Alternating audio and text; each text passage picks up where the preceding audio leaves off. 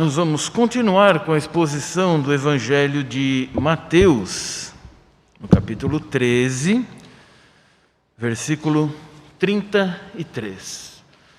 Mateus 13, versículo 33, que nos diz assim: Disse-lhes outra parábola. O reino dos céus é semelhante ao fermento que uma mulher tomou e escondeu em 3 medidas de farinha, até ficar tudo levedado. Ó Deus, te agradecemos por essa oportunidade de ouvirmos da Tua Palavra. Faz-nos ver aquilo que pode ser visto e aquilo que é mistério, aquilo que a nossa pequenez não consegue. Faz-nos confiar pela fé que o Senhor está no controle de tudo e que faz o melhor para nós. Em nome de Jesus. Amém. O tema da nossa mensagem dessa manhã é a realidade invisível do reino dos céus. A realidade invisível do reino dos céus. Tome por exemplo o seguinte: eu creio que você não tenha todo o conhecimento pleno do bem que o sol nos faz. Contudo, eu creio que você sabe que é muito bom tomar sol. Até os bebezinhos já, desde as primeiras semanas, podem e devem tomar sol, porque aquilo vai fazer com que sintetizem vitaminas e vai contribuir de maneira geral para o organismo.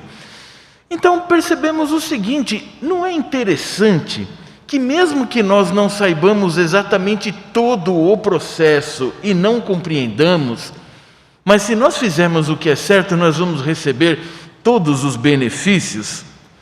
Isso nos prova que mesmo quando não entendemos completamente qualquer coisa, não significa que aquela coisa não exista e mais ela não esteja ativa, dinamicamente agindo.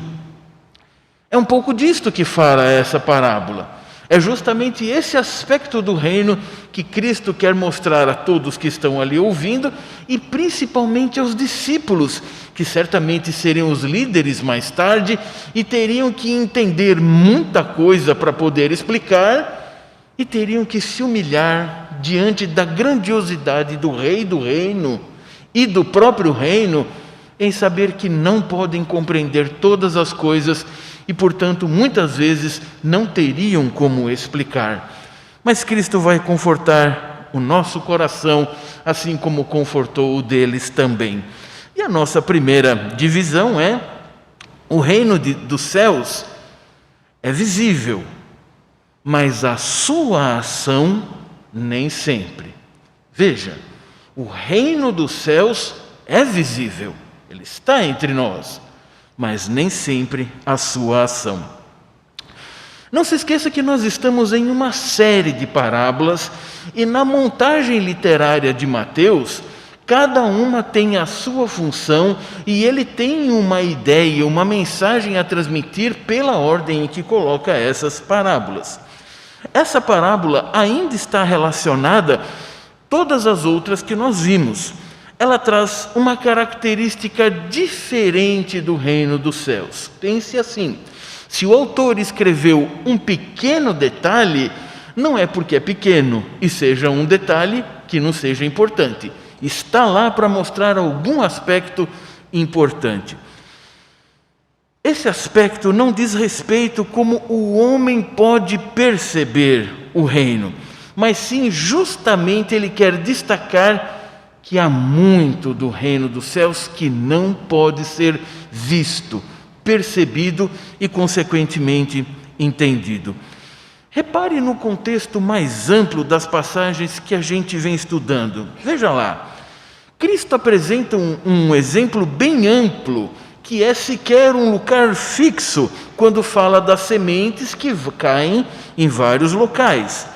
Depois, ele passa a um campo específico, o lugar onde a semente deveria ser semeada mesmo, e aí ela frutifica muito.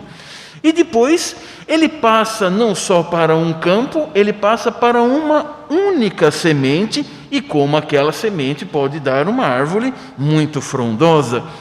E finalmente agora Cristo chega a ponto de dizer que alguma coisa não pode sequer ser vista. Então veja como ele está afunilando a sua mensagem e como ele está especificando de algo muito amplo e às vezes até impróprio, até aquele ponto totalmente eficaz e irreversível do reino, mas que não pode ser visto por nós. Note que em todas as outras parábolas, o reino de Deus é apresentado principalmente com os seus aspectos externos e quantitativos. Veja, por exemplo, a quantidade de lugares em que as sementes foram semeadas. E depois, naquele específico que frutificou, quanto fruto deu. Nós vimos lá na época que era algo milagroso. Com a tecnologia de hoje, nós facilmente conseguiríamos, mas com o esquema da agricultura daquela época, não era o normal, mostrando o milagre, a característica. Agora, em contrapartida, não se vê nada do processo. A questão de Cristo é mais interna e qualitativa. Ele quer mostrar que alguma característica do reino não pode ser vista, não pode ser compreendida plenamente, e que isso talvez gerasse dúvida nos discípulos. E vejam, irmãos, há muitas coisas na vida cristã, no reino de Deus e no próprio ser de Deus, os mistérios da Trindade, que não podemos compreender plenamente. Vamos usar alguns exemplos até do que nós estamos vivendo. Pare bem e pense alguns desses mistérios funcionais do reino. Para que o sofrimento? Bem, prontamente alguém poderia dizer, é para que cresçamos, nos aproximemos mais de Deus, testemos mais a nossa fé. Bem, isso estaria completamente correto, é para isso mesmo. O sofrimento faz com que façamos assim. Nós temos o grande exemplo do homem Jó no seu livro. Um outro exemplo, por que esta pandemia? Por que nessa intensidade, duração e agora, nesse momento histórico? Bem, também nós temos algumas respostas superficiais, mas que nos ajudam, certamente para provar a fé dos crentes, o quanto eles têm colocado a sua esperança de vida realmente em Deus e não nas instituições ou naquilo que pode fazer. Serve também para testar o compromisso dos crentes que estão em casa, impedidos de estar aqui, mas estão usando todos os instrumentos que podem. Serve também para testar aqueles que poderiam estar aqui e que não estão. Mas vejam, irmãos, mesmo com esses dois exemplos e com essas duas boas e bíblicas explicações, nós não podemos nos aprofundar muito mais por que Deus faz as coisas, por que Ele tem esse projeto, quais são os decretos de Deus. Contudo, isso não significa que o reino já não esteja instalado e não esteja se ampliando. Muito pelo contrário. Note bem que Cristo diz que o reino dos céus é. Ele não disse que foi, ele não disse que será um dia, ele disse que já em sua época é. E usando o presente nos faz crer que em sua época era, porque em todo o tempo foi, e inclusive no nosso continua sendo daquela forma. Cada momento histórico com um tipo de manifestação, mas sempre o reino esteve se instalando, tanto mais com a chegada do Rei do Reino. Este reino não é daqui. Literalmente nos é dito, reino dos céus. Esta expressão acontece em Mateus 32 vezes. Isso nos mostra duas coisas. Primeiro, como temos visto desde o início, que este é o foco do Evangelho de Mateus. Mostrar que o rei chegou e, consequentemente, muito mais amplamente a chegada do reino também. E mais, não era para que ninguém esperasse um reino político e finito como são as coisas dessa época. é um reino de outra natureza, é um reino dos céus. Mas, irmãos, por outro lado, muito embora seja dos céus, veja, o reino desceu a esse mundo e se identifica plenamente com a queda e com a miséria que existe aqui. Esse reino veio para transformar esse mundo e não aniquilá-lo. A morte foi destruída, o aguilhão da morte foi vencido para que esse mundo não houvesse o que ser transformado. Na parábola que vimos, nós vemos a figura do fermento.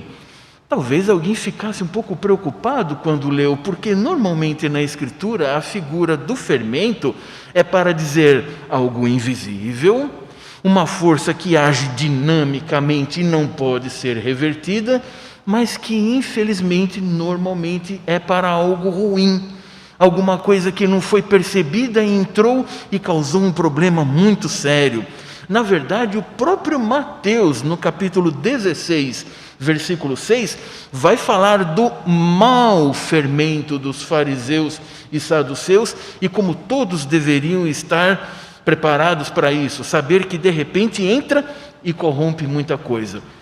No entanto, aqui nessa parábola não nos é dito nem nada algo de ruim e não necessariamente algo de bom. Apenas fala da ação do fermento. Então aqui não há por que pensarmos em algo ruim que tenha acontecido.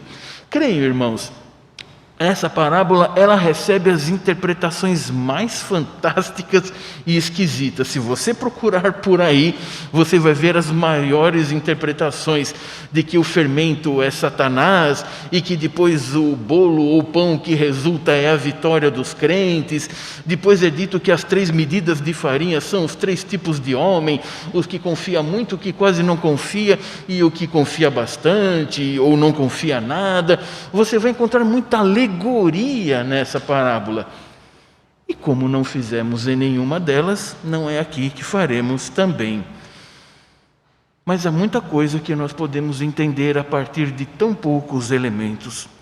O reino dos céus é um elemento distinto desse mundo, mas que já está transformando pela sua simples presença e ação.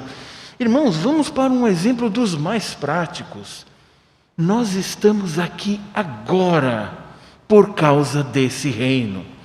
Existem algumas pessoas no hotel, visitando, hospedadas, e que passam por aí também de máscaras e ficam pensando, o que é esse povo que poderia estar em casa sossegado ou num lugar aberto e talvez mais seguro? O que eles têm ali de tão importante que faz com que cada um domingo de manhã, com todas as coisas dizendo, fique em casa, literalmente, eles estão ali, sem ninguém falar nada.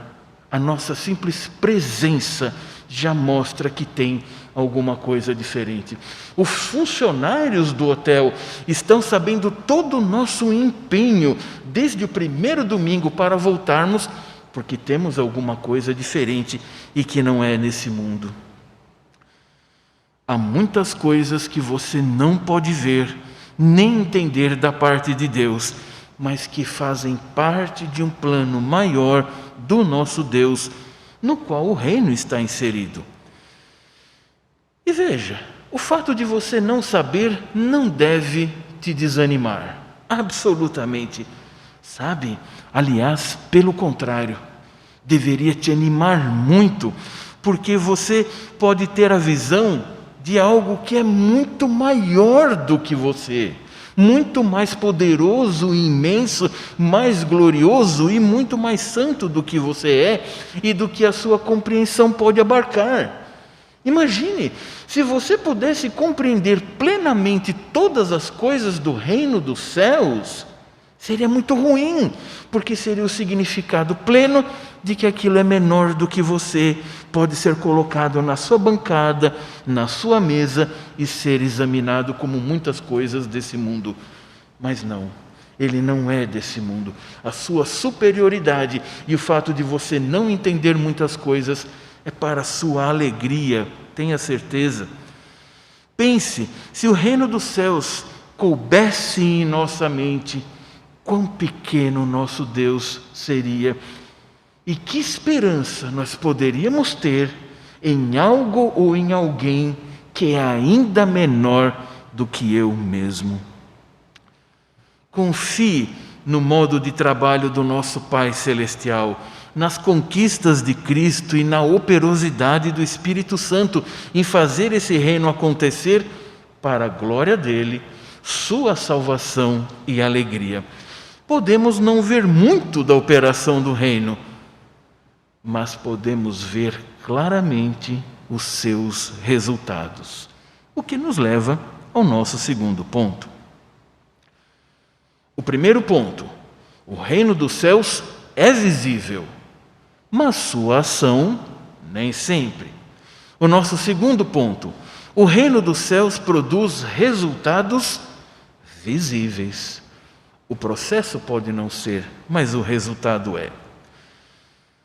Veja que, enquanto que a parábola do grão de mostarda e a parábola do fermento, as duas apresentam resultados concretos, visíveis e grandiosos. E nós vamos ver já já, porque essa parábola tem um resultado grandioso.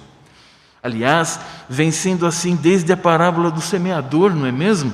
Quando vimos que os frutos são bem mais numerosos do que normalmente se esperaria, pois todas as coisas que acontecem nessas parábolas, ainda que com elementos da vida diária, caminho, campo, semente, sol, pedras, planta, semente, árvores, tudo isso você vê no dia a dia. Mas todas elas trazem um elemento de extraordinário, justamente porque o reino dos céus não é deste mundo, ele é literalmente extraordinário. É isto que Cristo está querendo mostrar com suas parábolas. Nesta parábola, existem alguns elementos contextuais que podem nos ajudar muito na compreensão de como aquelas pessoas que ouviram essa parábola de Cristo entenderam realmente o que ele estava querendo dizer e como pode nos ajudar hoje. Veja esses elementos. Na Galileia, onde Cristo estava, havia vários locais do que hoje nós poderíamos chamar assim mais moderno e simplesmente de padarias. Isso não é uma novidade. No modo como é hoje, sim, mas desde lá havia esses comércios. Entretanto, esses comércios eram grandes e normalmente eram os homens que trabalhavam diariamente produzindo vários tipos de pães para vários tipos de refeições e até inclusive para festas, e que visavam justamente pela quantidade e pelo investimento alimentar ou suprir um público grande. Entretanto, o que Cristo faz é escolher uma mulher e não homem. Lembre-se que culturalmente isto naquela época já era muito diferente. Alguém falar uma história em que a personagem principal é uma mulher, para muitos a atenção acabaria ali, como dizendo, bem, então não pode vir nada interessante, se foi uma mulher que fez, ou uma criança que está envolvido nisso, que interessante, que interesse pode ter, talvez só para uma mulher ou para uma criança. E é isto que Cristo quer fazer. Ele quer chocar os valores humanos com os valores celestiais. Ele usa uma mulher. Portanto, isso nos remete para um contexto doméstico, um contexto de casa e não de um comércio. Portanto, a produção de pães ou bolos, o que resultasse dessa massa, talvez atendesse só a própria família e, quem sabe, algum visitante ou vizinho. Mas, irmãos, o que nos causa espanto são as medidas de farinha. Eu sei que numa leitura rápida, quando você lê 3 medidas de farinha, principalmente aqueles que mexem com isso, seja homem, seja mulher, talvez tenha imediatamente imaginado 3 xícaras de farinha, que é mais ou menos a quantidade razoável para se fazer algum tipo de pão ou algum tipo de bolo. Então parece que não tem nada de anormal ali. Só que a medida que está lá no texto em grego é o saton. é uma medida de capacidade, não é uma medida de massa, é uma medida de capacidade, portanto, em litros. Cada sáton representa 13 litros. Cada medida de farinha não é uma xícara, são 13 litros. Portanto, no total, ela teria 39 litros de massa, que fazendo a conversão, talvez em quilos, ajude a gente a compreender, ela teria 50 quilos de farinha. Por que Cristo está fazendo isso? Porque Ele quer mostrar que apenas um pouco consegue transformar muito. Nas contas que os especialistas fazem, qualquer massa daquela época, com 50 quilos de farinha aproximadamente, alimentaria no mínimo 150 pessoas. Então você se pergunta por que uma mulher, provavelmente no ambiente doméstico, estaria fazendo pães ou bolos, não sabemos o que resultou dali, para alimentar 150 pessoas. Bem, este não é o ponto. O ponto é que Cristo quer nos mostrar que apenas com um pouco de fermento pode se transformar uma quantidade imensa de farinha, produzindo alimento para muitos e revelando o poder de Deus e a ação do seu reino. Assim como o reino pôde começar com algumas sementes e ter um resultado de 100, 60, 30 por um, pode começar com uma única semente e gerar uma árvore frondosa, e agora, de modo invisível, produz alimento para uma quantidade de pessoas que não se imaginaria. Percebem novamente o elemento extraordinário em coisas simples como cozer qualquer coisa? Irmãos, isso nos traz muita lição, principalmente para os desanimados e que se acham sem ação. Deste modo, podemos aprender como a mulher e o fermento, mostrando que você pode e deve trabalhar no reino, fazendo o que Deus te coloca para fazer, mesmo sendo apenas uma pessoa e com uma única mensagem, mas é uma mensagem poderosa, é a mensagem do Evangelho. Veja, nos dias em que estamos vivendo, quanta coisa nova há para se fazer, que já podia estarmos fazendo, mas agora fica mais claro, tanta coisa nova para se fazer. Veja como uma única pessoa pode, através das tecnologias que nós temos hoje, entrar em contato com várias pessoas. Veja, um dia tivemos as cartas, tivemos os mensageiros, depois veio o telefone é aquele que era só voz mesmo, não tinha mais nada. Depois vieram os outros aparelhos e dispositivos. Veja como a comunicação para a proclamação de tudo que o reino envolve, a pregação do Evangelho, o confronto com o pecador, mas também a certeza do perdão, a certeza do conforto que Cristo dá, a esperança para essa vida e para outra. Apenas uma pessoa, separando alguns minutos por dia, pode fazer isso de sua casa sem sair. Veja, o que dizer para os nossos idosos que estão vendo esse culto na vitrine, que não podem estar aqui? Se talvez mesmo vindo, talvez alguns estivessem desanimados. Bem, eu já fiz muito na minha vida e na vida cristã, agora não tem muito o que fazer, é só realmente ir vivendo. E agora nem de casa pode sair. Meu irmão, minha irmã, você idoso, você talvez esteja impedido de levar a sua vida normal, é verdade. Mas talvez pense que agora então não resta quase nada para fazer no reino dos céus. Você pode interceder, você pode se comunicar com alguém, o seu testemunho continua sendo útil e produtivo e trazendo crescimento e consolo para os irmãos que te conheceram aqui e que vêm e que ficam sabendo de como vocês estão acompanhando a igreja mesmo em suas impossibilidades. as crianças. Nós falamos que naquela época de Cristo as crianças não eram muito consideradas, mas irmãos, por causa da queda, talvez isso aconteça até o fim dos tempos. Quantos pais menosprezam a capacidade dos seus filhos, até porque não os conhecem, e às vezes a própria igreja pode entrar nesse engano. Por isso investimos tanto nas crianças. Você, criança, que não pode sair de casa e que também está nos ouvindo, quanto testemunho você pode dar para o seu irmão? Você pode dar para os seus pais. Quando você está jogando videogame online com os seus amiguinhos, que palavra sai da sua boca? O que eles ouvem você dizer diante de uma perda lá no jogo? E os vizinhos?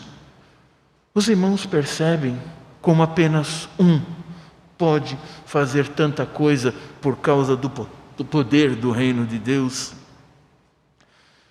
Se você já foi transformado por este fermento, se o reino de Deus está em você e você nele, é preciso tomar isso como evidência, é preciso trazer alimento para todos a quem Deus quer colocar no seu caminho.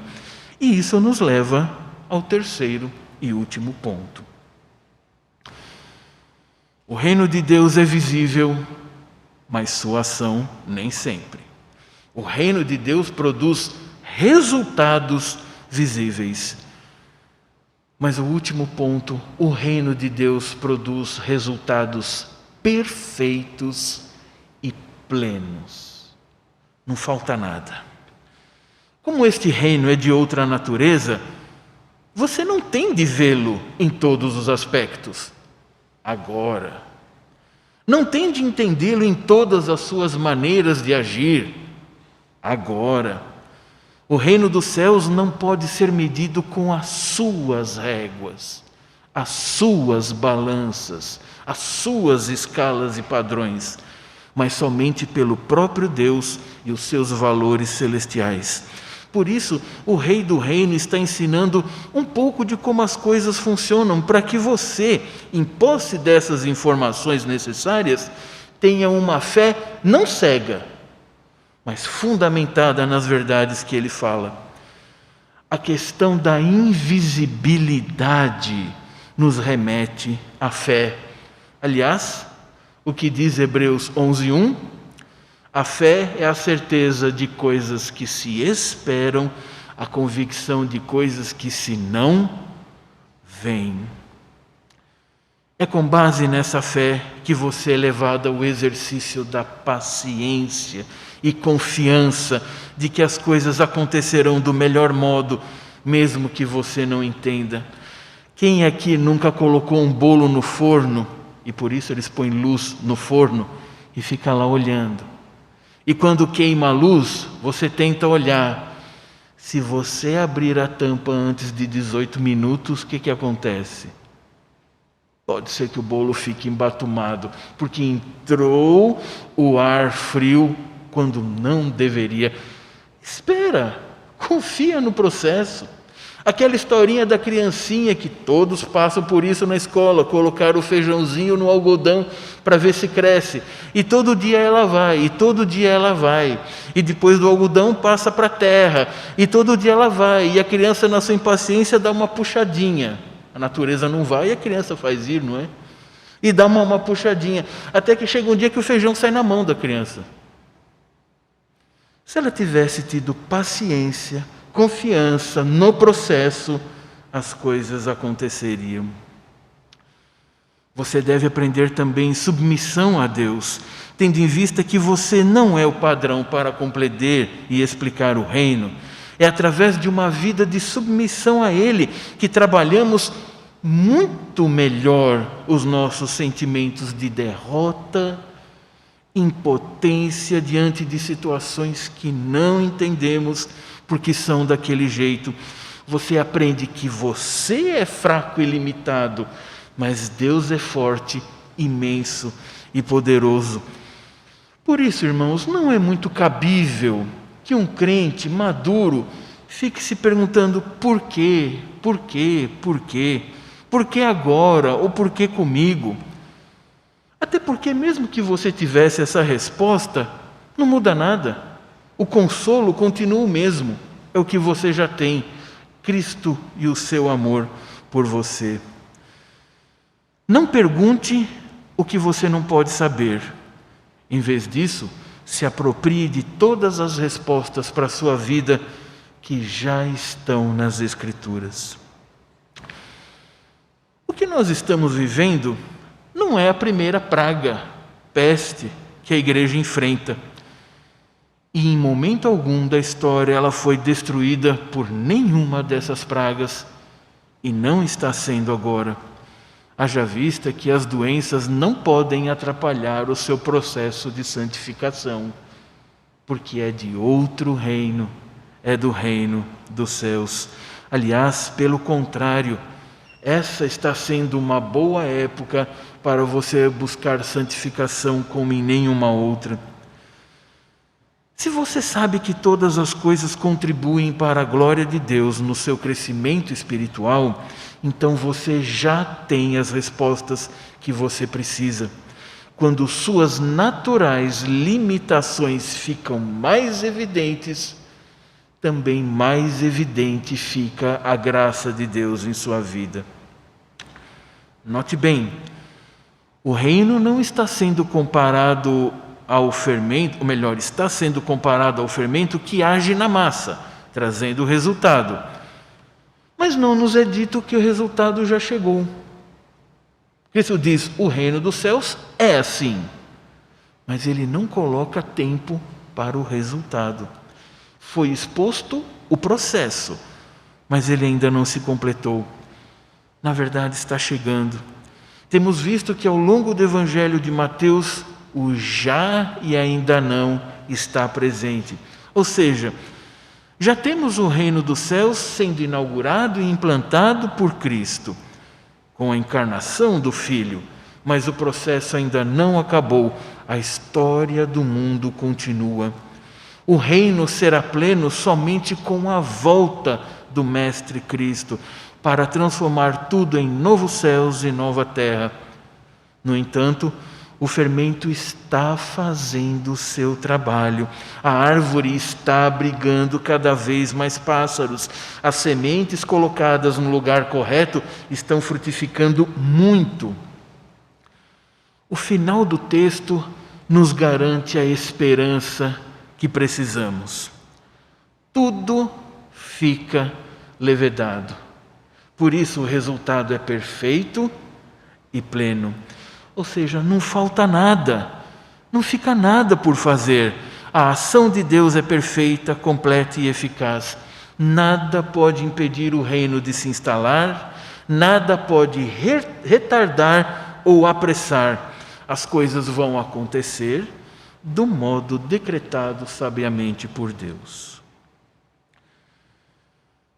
Normalmente queremos entender tudo, porque parece que quando entendemos, teremos necessariamente controle sobre a situação. Mas isso não é verdade. Pense em quantas coisas que você conhece e que mesmo assim não controla. No início da mensagem nós falamos do sol. Você entende em parte, e até a parte que você entende você não controla. Você só pode ter a atitude responsável de ir ao sol ou não. Portanto, irmãos, quando você não puder ver com os seus próprios olhos, nem entender segundo os seus próprios valores, não pense que Deus não está agindo. Ou pior, está agindo errado. Sua fé, paciência e perseverança não estão sendo meramente testadas. Elas estão sendo fortificadas, fortalecidas, quando humildemente você se submete ao modo de ser do reino dos céus e do Rei do reino. Conte com a graça divina em todo o tempo, para que você atravesse seus momentos de incompreensão e até mesmo de inconformismo com o modo de agir de Deus. Ganhe encorajamento para seguir em frente, tendo as convicções bíblicas firmadas em seu coração e tantas outras provas que a história da igreja, nos livros bíblicos e fora deles, nos deixam. Quantos missionários que obtiveram apenas um testemunho de conversão em algum lugar de trabalho e anos depois, ou mesmo décadas depois que ele, o missionário, foi embora, muitos se converteram, aldeias inteiras se converteram por causa do testemunho daquele um que ficou ali como semente. Famílias que começam com apenas um convertido e durante décadas essa pessoa testemunha e às vezes é excluído pela própria família, mas depois de algum tempo Deus faz com que muitos venham até ele através do testemunho daquele único convertido. Irmãos, o reino de Deus está avançando, quer vejamos ou não. Confiemos nisso, sigamos animados e fortalecidos com essa certeza. Que Deus nos abençoe. Ó Deus, te agradecemos pela tua palavra, te agradecemos porque o Senhor nos mostra o que precisamos saber e te agradecemos porque o Senhor não nos mostra o que não precisamos, porque nem suportaríamos, mas fortalece a nossa fé, fortalece a nossa santificação. É o que nós te rogamos em nome de Jesus. Amém. Vamos ficar